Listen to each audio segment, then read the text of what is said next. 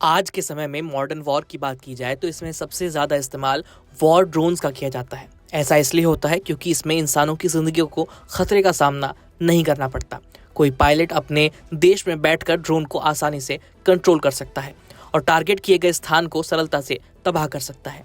हाल ही में अमेरिका की एक फर्म शील्ड एआई ने एक ऐसा ड्रोन बनाया है जो आने वाले समय में वायु युद्ध की परिभाषा बदल सकता है। एआई से चलने वाला ये ड्रोन बड़े बड़े फाइटर जेट को टक्कर देने का मादा रखता है, इसलिए लॉन्च के बाद से ही ये फाइटर जेट चर्चा का विषय बना हुआ है।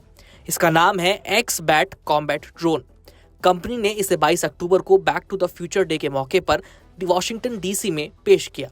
ये फाइटर जेट खास इसलिए है क्योंकि ये बिना रनवे के उड़ान भर सकता है और उतर भी सकता है, यानी ये VTOL मतलब vertical take off and landing क्षमता वाला कॉम्बैट ड्रोन है, जो इसे काफी घातक बनाता है।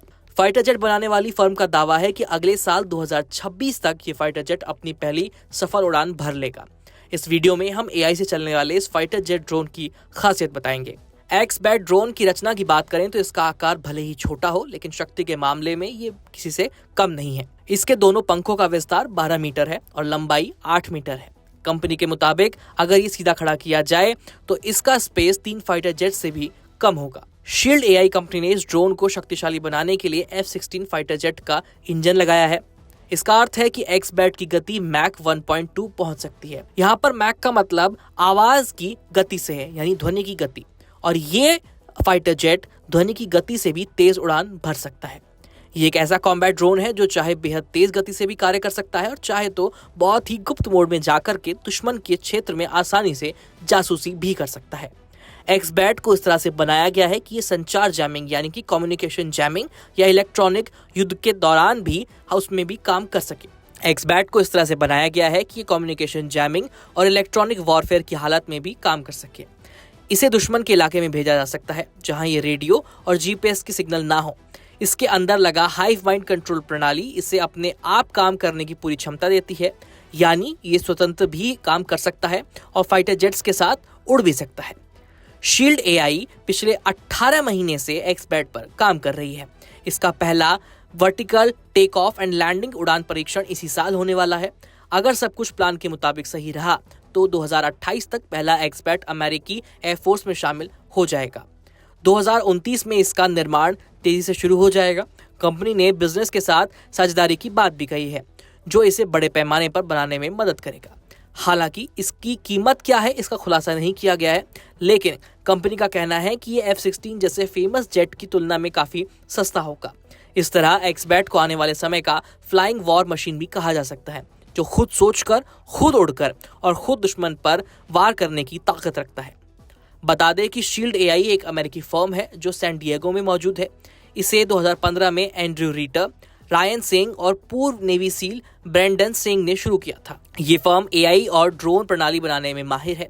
अमेरिकी वायुसेना, विशेष ऑपरेशन कमांड और कई विदेशी सेनाओं ने इसके ड्रोन और ऑटोनॉमी सॉफ्टवेयर का इस्तेमाल किया है। एक्सबैट से पहले कंपनी का MQ-35 V-BAT ड्रोन काफी चर्चा में रहा, जिसे 2021 में अमेरिकी नेवी ने चुना था। ये ड्रोन बिना जीपीएस और बिना कम्युनिकेशन के भी काम कर सकता है और यूक्रेन में इसका इस्तेमाल भी हो रहा है। कंपनी ने एआई वाले फाइटर जेट का वीडियो भी जारी किया है। वीडियो के जरिए कंपनी ने इस फाइटर जेट की उड़ान के कई चरण बताए हैं। पहले चरण में ये फाइटर जेट 1787 फीट की ऊंचाई तक पहुंचता है। दूसरे चरण में एआई वाला ये फाइटर जेट संतुलित होकर उड़ान मार्ग पर आगे बढ़ने लगता है। कंपनी का दावा है कि इस फाइटर जेट की सीमा 3704 किलोमीटर की है। एआई वाले इस फाइटर जेट को हवा से सतह पर मार करने वाली मिसाइलों और बमों से लैस किया जा सकता है और ये फाइटर जेट 6 किस्म के प्लेटफॉर्म से भी उड़ान भर सकता है। अलग अलग किस्म के प्लेटफॉर्म से उड़ान भरना एआई वाले फाइटर जेट की दूसरी सबसे बड़ी खासियत है। आमतौर पर आपने देखा होगा कि फाइटर जेट को उड़ान भरने के लिए रनवे की जरूरत होती है, ताकि फाइटर जेट का इंजन इतनी स्पीड पकड़ सके कि विमान को हवा में उठा सके। एआई वाले इस फाइटर जेट को रनवे की जरूरत नहीं है। ये vertical take off and landing प्रणाली पर काम करता है, जैसे कुछ हेलीकॉप्टर काम करता है, यानी ये रॉकेट की तरह सीधे ऊपर उड़ान भर सकता है। इस किस्म की प्रौद्योगिकी यानी इस किस्म की टेक्नोलॉजी के इस्तेमाल से रनवे की जरूरत खत्म हो जाती है और फाइटर जेट बहुत ही छोटी सी जगह से भी उड़ान भर सकता है। किसी भी सतह से उड़ान भरने की इसकी खासियत की वजह से अमेरिकी कोस्ट गार्ड ने इसी फर्म से वी-बैट ड्रोन का ऑर्डर दिया है।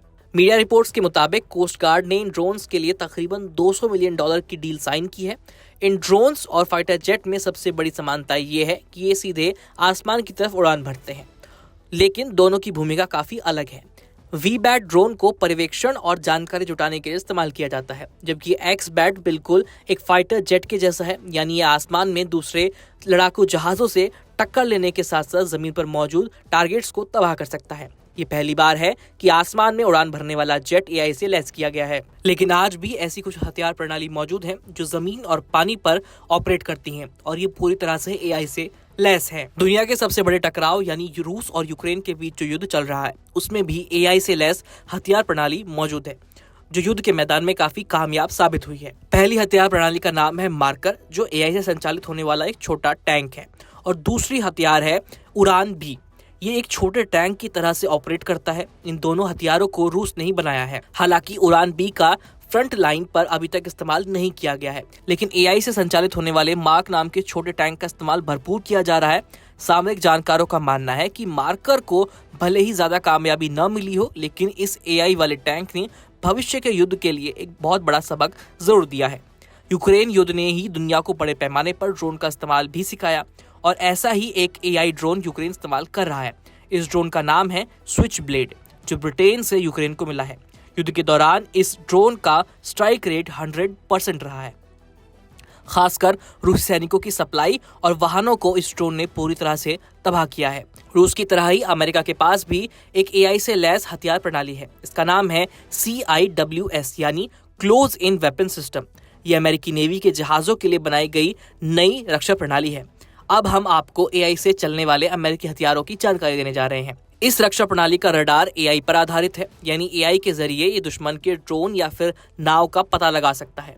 एआई वाला ये रडार 24 किलोमीटर दूर से ही दुश्मन को पहचान लेता है। जवाबी फायरिंग के लिए उसके ऊपर एक गैटलिंग गन लगी है। ये गन सिर्फ 1 सेकंड में 75 राउंड फायर कर सकती है। अगर 1 मिनट के हिसाब से देखा जाए तो इसका फायरिंग रेट होगा 4500 राउंड प्रति मिनट। इस गन के जरिए 1.5 से लेकर 3.5 किलोमीटर तक का लक्ष्य आसानी से टारगेट किया जा सकता है। अब तक अमेरिका और उसके मित्र देशों के 200 नेवी जहाजों पर ये प्रणाली लगाई जा चुकी है। हम आपको बता दें कि पाकिस्तानी आतंक के खिलाफ भारत के ऑपरेशन सिंदूर में भी एआई का इस्तेमाल किया गया था, जिसकी बदौलत न सिर्फ आतंकी अड्डों को निशाना बनाया गया, बल्कि पाकिस्तान के जवाबी हमलों को भी पूरी तरह से नाकाम किया गया। एआई की मदद से सभी प्रकार की रडार और सैटेलाइट से जानकारी इकट्ठा की जाती है। जैसे ही किसी भी रडार या सैटेलाइट से पाकिस्तानी ड्रोन या मिसाइल की जानकारी मिलती है, तो आर्टिफिशियल इंटेलिजेंस से ये जानकारी आकाश तीर तक पहुंचाई जाती है। एआई से मिली जानकारी के आधार पर ही आकाश तीर के रॉकेट अपनी दिशा और स्पीड को तय करते हैं। आकाश तीर ने पूरे ऑपरेशन के दौरान 200 से ज्यादा पाकिस्तानी ड्रोन को मार गिराया था। इसके साथ ही तकरीबन 50 छोटी और बड़ी मिसाइलों को भी आकाश तीर ने नष्ट किया। सामरिक विशेषज्ञों का मानना है कि एआई से लैस होने की वजह से ही आकाश तीर का स्ट्राइक रेट 100% रहा था। युद्ध की जमीन पर एआई अपना दमखम साबित कर चुका है। अब बारी है आसमान की, और पूरी तरह से दुनिया को उस दिन का इंतजार है जब एआई आधारित योद्धा जेट आसमानी युद्ध में अपनी कुव्वत को साबित करेगा।